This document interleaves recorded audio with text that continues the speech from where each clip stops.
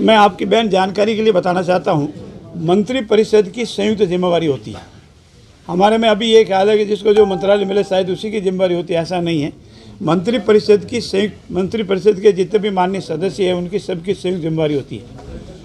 और यथा योग्य हमारे आदरणीय मुख्यमंत्री भजन लाल जी जिनसे भी जो काम लेंगे वो उनके स्वविवेक का विषय है, हमारा विषय नहीं है। पर हम सब उनके जो सहभागी हैं, उनके जो साथी हैं, हमारा सबका ये मानना है कि उनका जो विज़न है समृद्ध और विकसित राजस्थान, जीरो टॉलरेंस, कोई भ्रष्टाचार नहीं हो, किसी तरह का कोई दाग नहीं लगे, सबका साथ, सबका विकास, सबका विश्वास रहे, अपराधियों में भय रहे, फरियादियों में शांति रहे, विश्वास रहे, इस मिशन के साथ हम चल रहे हैं। सर, जो 100 दिन की कार्य योजना बनाई है उसमें से आपकी तरफ से कोई सुझाव या जोधपुर के लिए कुछ? सर, ये 100 दिन की योजनाएं विभिन्न विभागों को आदरणीय मुख्यमंत्री जी ने भेजी है। वो योजनाएं अभी बन रही है, उसमें यथायोग्य सुझाव या किसी क्षेत्र विशेष की जो महती मांग है उसको जोड़ना, 100 दिन में जो कार्य पूरे होने वाले उसको ही रखना। 100 दिन में नहीं होने वाले हैं, 200 दिन में होने वाले, 365 दिन में होने वाला, 21 उनको लिखना। और जैसा आपने सुना, ये पानी का विषय था पूर्वी राजस्थान का, वो निपट गया। और उसमें आदरणीय केंद्रीय जल शक्ति मंत्री जी ने बैठ करके 90% राजस्थान को केंद्र सरकार राशि देगा और वो पूर्ति होगी तो पेयजल की समस्या पूर्वी राजस्थान में मिटेगी। ऐसी 100 दिन की योजनाओं में जब बन के आएगी उसमें कोई कमी खामी होगी, जोड़ना होगा, घटाना होगा, वो सब हम करेंगे। जोधपुर जिले के आप मंत्री बने हैं तो जोधपुर जिले का क्या विजन लिया आपने? जोधपुर जिला पश्चिमी भारत का द्वार है, सीमावर्ती जिला है और इस सीमावर्ती जिले पर आदरणीय नरेंद्र मोदी जी की भी विशेष निगाह है। और जोधपुर जिला पेयजल के लिए त्रस्त है, इसमें कोई दो राय नहीं। कुछ हम कहने आप और हम सब इसके सहभागी हैं।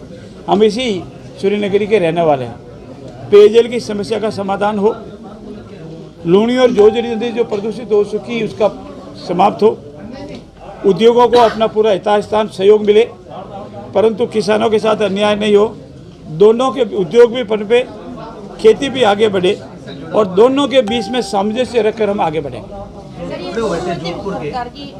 जोधपुर ग्रामीण और जोधपुर शहर कई लोग अभी भी कपाए कोई ये नहीं होना चाहिए, तो इसको लेके आपका प्रश्न एकदम दुरुस्त भी है और सबसे ज़्यादा महत्वपूर्ण भी है।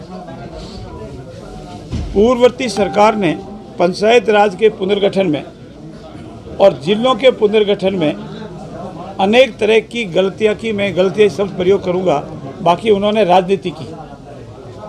आप ये मानेंगे दूदू जैसी एक ग्राम पंचायत को भी जिला बना दिया। और हमारे में भी एक उदाहरण के लिए आपके सामने रखूं कि लूणी विधानसभा क्षेत्र है वो शहर का भाग है और उसमें आधा से ज़्यादा भाग शहर का भाग, आप रोज उसी में, आप में से अनेक भाई मेरे उसमें रहते होंगे, और उसको जोधपुर देहात जिले में डाला है। और जोधपुर देहात जिला जो है यहाँ से करीब 100 किलोमीटर 150 किलोमीटर जो रेडिएशन के अंदर वो बनेगा। अब लूणी का एक आदमी रहने वाला, बठिंडा का एक रहने वाला, दुंदाड़ा का एक रहने वाला, मोड़ी जोशियान का रहने वाला अपने किसी सार्वजनिक काम के लिए जिला कलेक्टर में जाएगा तो तकलीफ है। आज तो जिला कलेक्टर यही है, आज तो मैसेज नहीं होती है। हमने इस विषय को अनेक बार उठाया, मुख्यमंत्री जी के सामने रखा, पर उन्होंने इस और कोई ध्यान नहीं दिया। उन्होंने कहा नहीं, हमारे जनप्रतिनिधि कहते हैं ठीक है।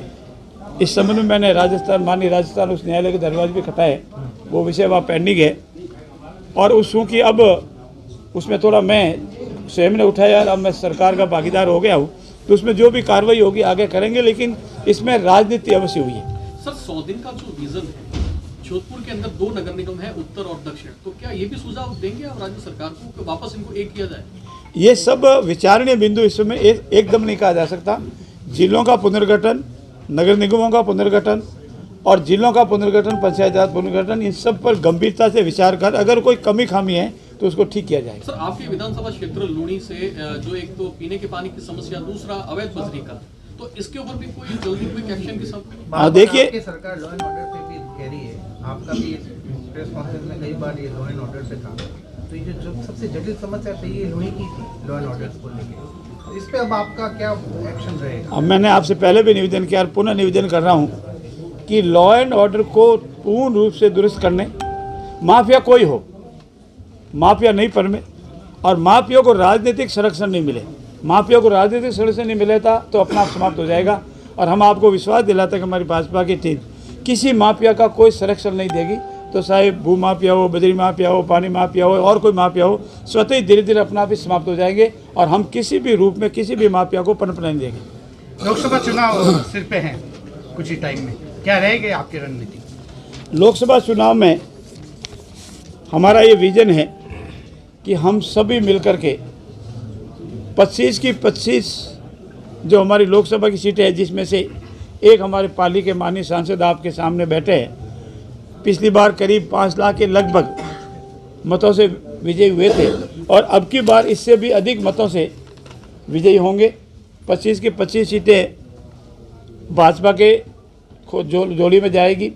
आदरणीय नरेंद्र मोदी जी का हाथ मजबूत करेंगे और विश्व के सबसे प्रसिद्ध नेता और आज तक जिसने कभी छुट्टी नहीं ली, कभी काम में कोताही नहीं की, कभी गलत बयानी नहीं की, जो कहा है वो करके दिखाया है और मोदी की गारंटी की भी पूरी करने की गारंटी देने वाला व्यक्ति है, उसको तीसरी बार प्रधानमंत्री बनाएंगे। अब की हमारा नारा है, अब की बार 400 पार। पर इसमें एक बात है सर कि हर चीज़ के लिए आपको दिल्ली की तरफ जाना पड़ रहा है। हर मंत्रियों के विभागों का बंटवारा भी दिल्ली से तय होगा क्या? तो इसके ये आपका ख्याल है। हमारी पार्टी में संयुक्त जिम्मेवारी का कंसेप्ट है। जैसे मैंने अभी आपके सामने पहले कहा था, मैं का कंसेप्ट नहीं, हम का कंसेप्ट है और हम सब मिलकर कार्य करते हैं। यथा योगी सलाह जिनसे लेनी है सलाह लेनी है और बहुत शीघ्र ही आपके सामने ये